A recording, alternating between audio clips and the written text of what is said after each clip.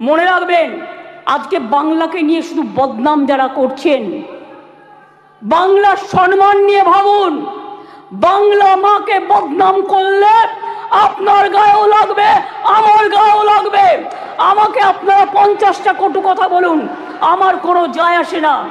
যেভাবে আপনারা আমাকে অসম্মান করেছেন, আপনাদের প্রধানমন্ত্রীকে আমরা সেভাবে অসম্মান করিনি।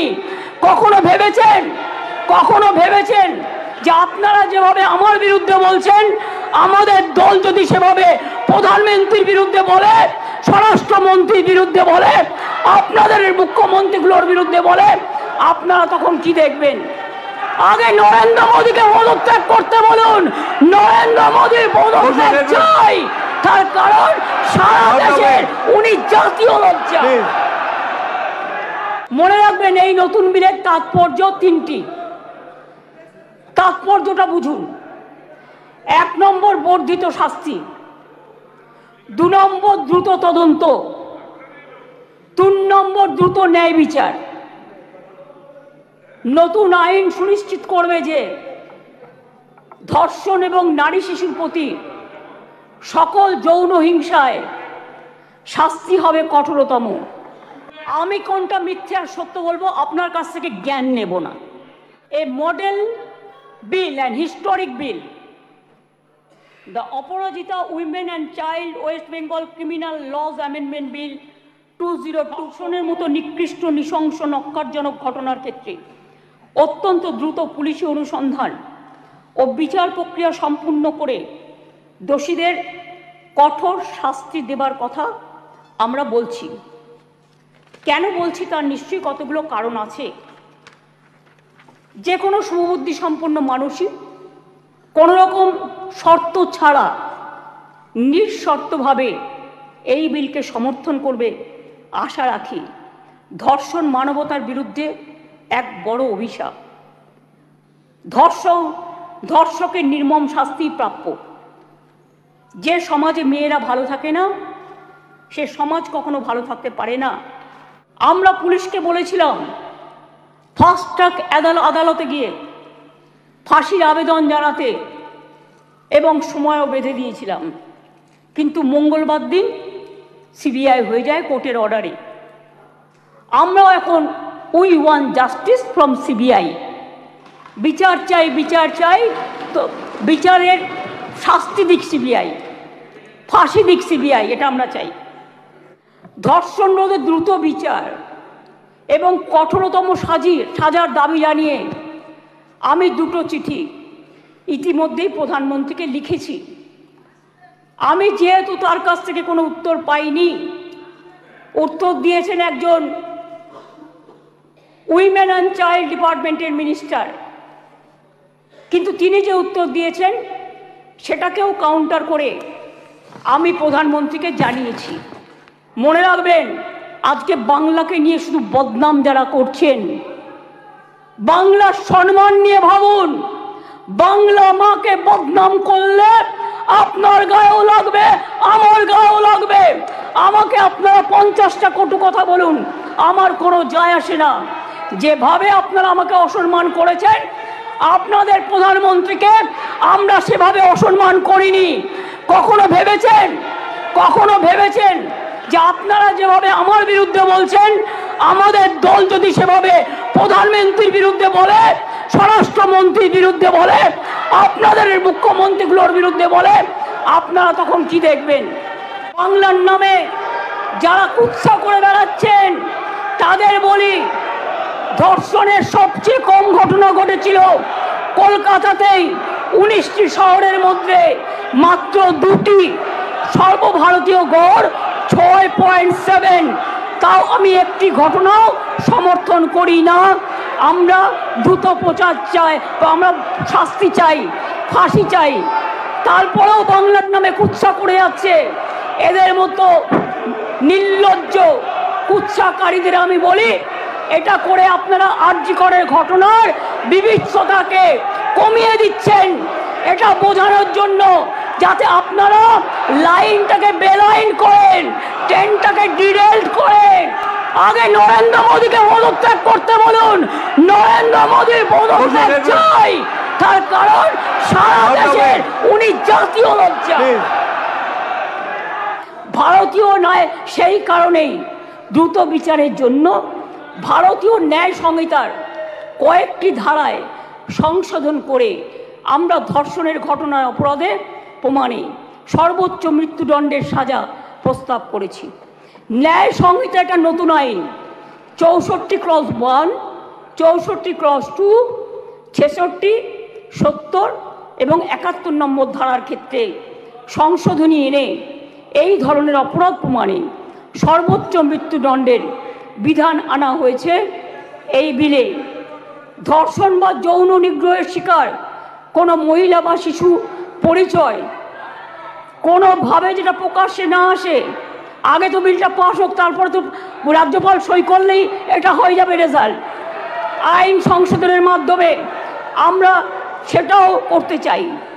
এটাও চাই যাতে আদালতের অনুমতি ছাড়া এই ধরনের মহিলা বা শিশুর পরিচয় কোনোভাবেই বিচার প্রক্রিয়া শেষ না হওয়া পর্যন্ত এগুলো নিয়ে আলোচনা প্রকাশ্যে না আসে।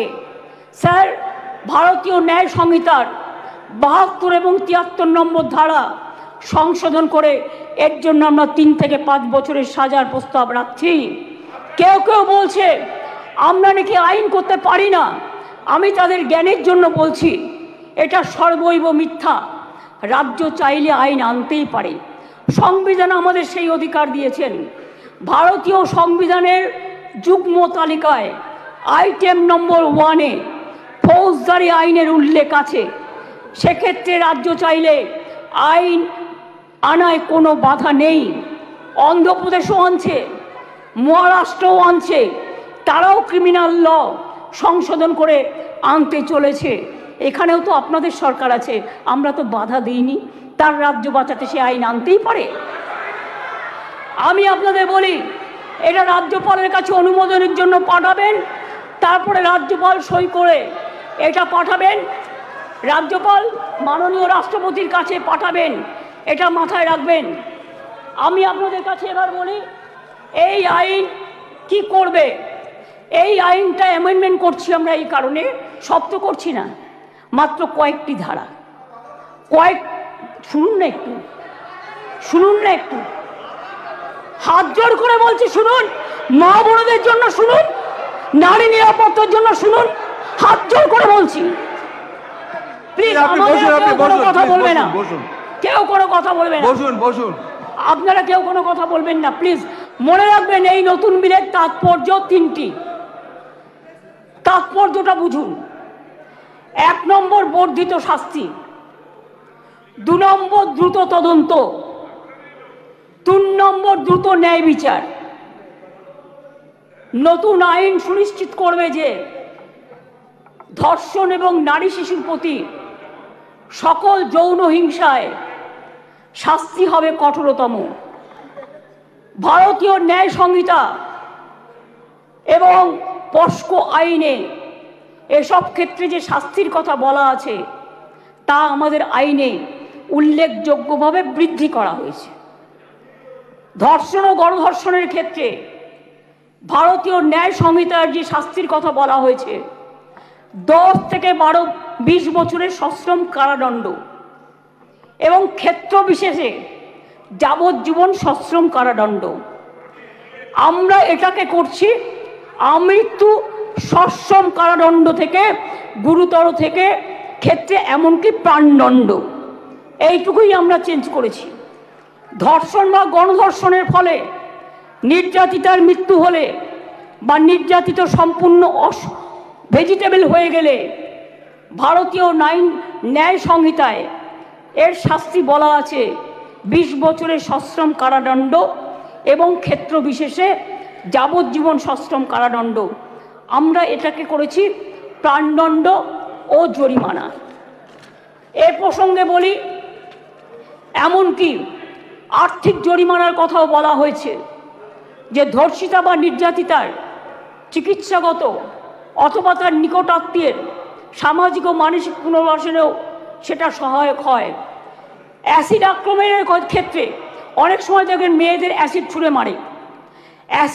অ্যাসিড আক্রমণের ক্ষেত্রে ভারতীয় ন্যায় সংহিতার এর শাস্তিতে বলা আছে 10 বছরের সশ্রম কারাদণ্ড, ক্ষেত্র বিশেষে যাবজ্জীবন সশ্রম কারাদণ্ড এবং ফাইন।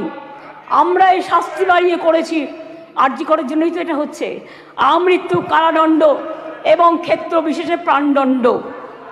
দ্রুত তদন্ত করবার জন্য অপরাজিতা টাস্কফোর্স নামে এই আইন পাশ হয়ে গেলে একটি বিশেষ পুলিশ বাহিনী তৈরি করা হবে। এই ধরনের অপরাধের দ্রুততম তদন্তের জন্য প্রাথমিক রিপোর্ট আসার পরে 21 দিনের মধ্যে তদন্ত সমাপ্ত হবে। খুব ব্যতিক্রমের ক্ষেত্রে বড় জোর 15 দিন পর্যন্ত তদন্ত সীমা বাড়ানো যেতে পারে। শিশুদের জড়িয়ে কোনো অপরাধ সংগঠিত হলে সাক্ষ্য সংগ্রহ হবে 7 দিনের মধ্যে। দ্রুততম বিচারের স্বার্থে বিশেষ আদালত তৈরি হচ্ছে। চার্জশিট জমা দেওয়ার 30 দিনের মধ্যে ট্রায়াল শেষ করতে হবে। দ্রুততম বিচারী নির্যাতিতার মানসিক স্বাস্থ্য পুনরুদ্ধারের পক্ষে শ্রেষ্ঠতম পদক্ষেপ। আমরা একটা নারী সুরক্ষা, যেটা রাত্রি সাথী করেছি, যেখানে পরিষ্কার বলা হয়েছে যে মহিলারা যত কম সম্ভব 12 ঘন্টা ডিউটি করবে। যদি এমার্জেন্সি থাকে তার ডিউটি ডাক্তার বাড়াবে। তার কারণ মেয়েদের মনে রাখতে হবে কেন করেছি, সেটা আমাদের ব্যাপার। আপনি কেন কথা বলছেন? আমরা এই কারণে করেছি মেয়েদের সুরক্ষার জন্য। যারা রাতে কাজ করতে চায় তারা allowed. Problem, please listen carefully, রাত্রিরে যারা কাজ করবে তাদের ফুল প্রোটেকশন দেওয়ার জন্য। রাত্রিরে যদি কেউ কাজ করে তাদের ফুল প্রোটেকশন দেওয়ার জন্য এই রাত্রি সাথী করা হয়েছে। মনে রাখবেন, এই বিলটি এখানে পাশ হওয়ার পরে মাননীয় রাজ্যপালের কাছে যাবেন। তিনি তাড়াতাড়ি এটা পাশ করলে এটা রাষ্ট্রপতির কাছে যাবে। রাষ্ট্রপতির কাছে গেলে এটা আইনে পাশ হবে এবং এটা আইনে পাশ হলে এটা একটা ইতিহাস হয়ে থাকবে এবং সব রাজ্য এটাকে আগামী দিন মডেল করবে, মনে রাখবেন।